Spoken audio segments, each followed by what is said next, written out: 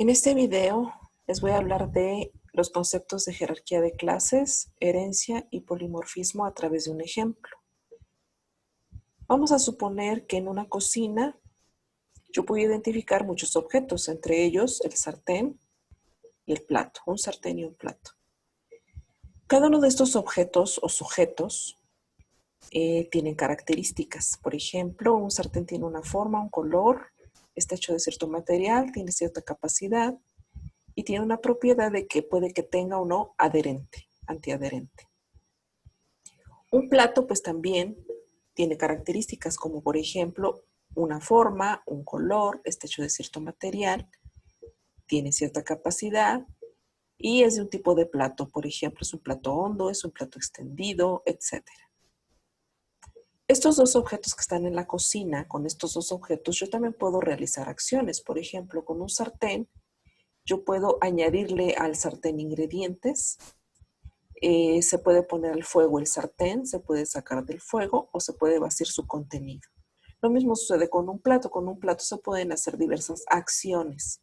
Por ejemplo, se puede servir en él alimento, se puede añadir en él un ingrediente o se puede vaciar el plato. Aquí pues hay muchas más características y muchas más acciones que puedo hacer con estos dos sujetos, pero aquí pues solamente estoy enumerando algunas. Si nos damos cuenta, lo que está subrayado aquí en naranja, pues son cosas que tienen en común estos dos sujetos, el plato y el sartén. Ambos comparten la característica forma, ambos tienen un color, ambos están hechos de cierto material, tienen cierta capacidad, pero en el caso particular del sartén, cosa que no tiene un plato, es que puede o no tener antiadherente. El plato, pues, es difícil encontrar un plato con antiadherente. No es normal. Y también cuando hablo de un plato, pues hablo de tipos de plato, que son características muy propias de este tipo de objetos, ¿no? Que sea extendido, que sea pastelero, que sea cafetero, que sea hondo, etcétera, pues es una característica que no tiene un sartén. Entonces es una característica propia, por eso no la subrayé. Lo que tengo subrayado acá y lo que tengo subrayado acá son características que comparten en común. Aquí también puedo subrayar en verde operaciones que puedo hacer en común con un sartén y un plato. A ambos se le pueden añadir ingredientes y ambos se pueden vaciar. Pero operaciones muy propias de un sartén, pues es ponerlo y sacarlo del fuego. Eso es algo que no se hace, por ejemplo, con un plato.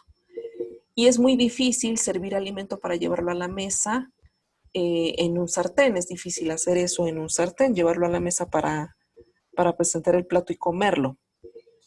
Entonces, lo que está en naranja y en verde son elementos que comparten en común. Entonces, ¿por qué no generalizar en un sujeto más, en un sujeto que englobe todo esto que comparte? Finalmente, un sartén, un plato y algún otro utensilio de la cocina como una taza, un bol, una cacerola, etcétera, pues finalmente todos esos son recipientes. Entonces, yo voy a categorizar a los elementos de la cocina, este tipo de elementos de cocina, como recipientes. Como recipientes no caen, por ejemplo, los cubiertos, no caerían aquí, ¿no? Porque no comparten elementos en común. Estos, al compartir elementos en común, pues puedo inventarme una categorización o una palabra clave que utilizamos en la programación orientada a objetos. Voy a inventarme una nueva categoría. Todos estos dos son, pues al final de cuentas, recipientes de cocina. Recipientes que encuentro en la cocina. Y en esta categoría nueva, ¿sí? Donde tengo un nuevo sujeto identificado, yo voy a reunir lo que comparten en común estos dos.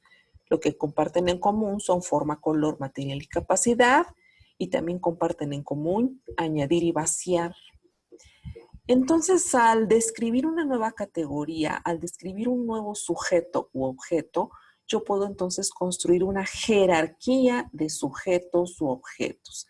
Cada uno de estos está representando El sartén, a su vez, también es una categorización, porque aquí estoy hablando de un sartén en general, pero en la cocina yo puedo tener 3 sartenes, uno rojo, uno azul, uno blanco, 2 de ellos con antiadherente, el otro no, etcétera, ¿no? Entonces, una cosa es decir sartén en términos generales, es decir, la clase sartén o la categoría sartén, y otra cosa es hablar de mi sartén rojo en particular. También plato hace referencia a una categorización, a una categoría o a una clase. Es un representante de todos los platos que tengo en la cocina, ¿sí? Si yo saco el plato de plástico con flores, que es tendido, que tiene cierto tamaño, etcétera, pues es un plato muy específico y ya muy particular. Entonces aquí plato está representando a todos los platos de la cocina. Sartén está representando a todos los sartenes que hay en la cocina.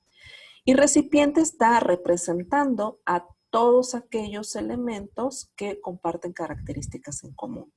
Entonces puedo generar una jerarquía de clases. Una jerarquía de clases quiere decir que voy a tener elementos que son más generales y elementos que son más particulares, pero que caen dentro de la misma categoría, ¿sí? Como les comento, los cubiertos, pues no caerían en la categoría de recipiente. Un tenedor, un cuchillo, una cuchara, etcétera, caerían en la categoría cubiertos, ¿sí?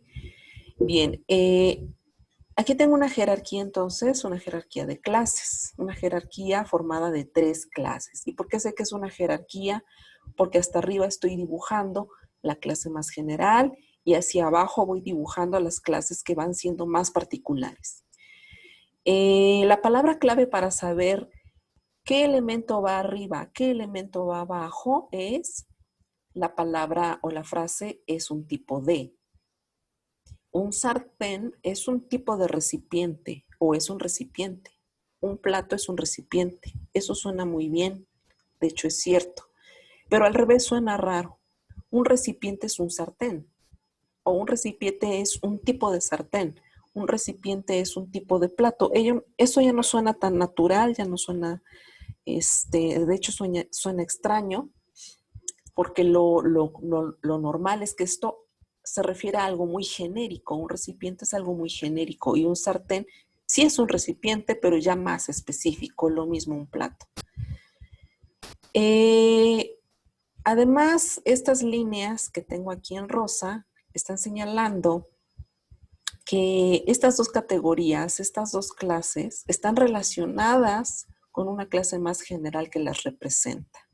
¿Sí? Entonces siempre voy a dibujar flechas hacia arriba para decir que estas categorías son un tipo de las categorías que están más arriba. Bien. ¿Qué es herencia? La herencia es una propiedad de la programación orientada a objetos. La herencia significa la reutilización de elementos en común. En este caso yo identifiqué que todo esto que está en naranja y todo esto que está en verde es común tanto a un sartén como a un plato. Entonces, si ustedes se dan cuenta, aquí estoy señalando lo que está en común y aquí en el sartén yo tenía no solo lo que está en común, sino también la capacidad de antiadherencia. Sin embargo, aquí cuando dibujé la jerarquía de clases, ya no puse aquí la lista de todas las características, ya no es necesario, porque muchas de ellas ya están escritas, ya están dibujadas arriba, en la categoría de arriba. Entonces aquí nada más hace falta poner lo que no está incluido aquí arriba, lo que no está incluido es antiadherente. Lo mismo pasó con el plato. Todo lo que comparte en común con cualquier recipiente ya no lo pongo acá. Nada más pongo en este caso algo muy específico del plato que es su tipo. Y lo mismo sucede con las operaciones. En el sartén yo había puesto 4 operaciones, pero 2 de ellas ya están señaladas aquí arriba, entonces solo me hace falta poner 2 aquí abajo. Y de las 3 del plato, 2 ya están contempladas aquí y entonces solamente pongo la operación que me falta. Bien, entonces la herencia se señala de esta forma. Un sartén hereda de la clase superior, hereda de la categoría de arriba, hereda de su clase madre, hereda de la superclase, estas 4 características y tiene una propia. Y hereda de su superclase estas 2 operaciones y agrega otras 2. O sea que sartén, aunque no tiene aquí todo señalado como lo hice al inicio, yo voy a decir que sartén tiene en total 5 características y que un sartén tiene en total 4 operaciones, 2 heredadas, 2 propias, 5 características, 4 heredadas, una propia. Un plato tiene 3 características, 4 características heredadas y una propia, entonces vuelve a tener 5 características. Y hereda 2 operaciones y tiene una propia, con lo que tiene en total 3 operaciones que se pueden hacer con un plato. Entonces eso es herencia. Herencia se refiere a la reutilización, es decir, si yo ya dije aquí que se tienen 4 características, ya no hace falta volver a repetir, sino que voy a reutilizar lo que ya está ahí arriba. Por otro lado, polimorfismo también es otra propiedad de la programación orientada a objetos, y polimorfismo quiere decir muchas formas. El polimorfismo se aplica cuando diferentes sujetos tienen una misma operación, pero la forma de hacer esa operación va a cambiar. Entonces, la forma en que se añade un ingrediente a un sartén posiblemente es diferente a la forma en que se añade a un plato. O la forma de vaciar un sartén es diferente a la forma de vaciar un plato. Sin embargo, estos dos y cualquier otro recipiente que se me ocurra y que yo puedo colgar y que yo pueda colgar de aquí, que yo pueda poner aquí abajo en la jerarquía, a estos dos se les puede vaciar su contenido. Pero la forma en que un sartén vacía su contenido no es igual a la forma en que un plato vacía su contenido. A lo mejor un sartén lo vacía agarrándolo del mango. En cambio, un plato es agarrándolo o tomándolo del mismo plato. Entonces, polimorfismo significa que se tiene una misma operación en común para diferentes categorías, para diferentes sujetos, para diferentes objetos, pero la forma en que se lleva a cabo esa operación puede cambiar. Si eso sucede, entonces la operación es polimorfa.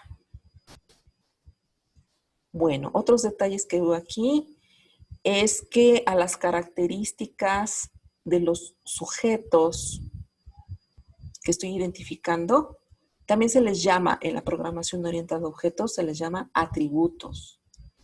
Y los nombres que yo utilizo para identificarlos, son nombres que son adjetivos, ¿sí?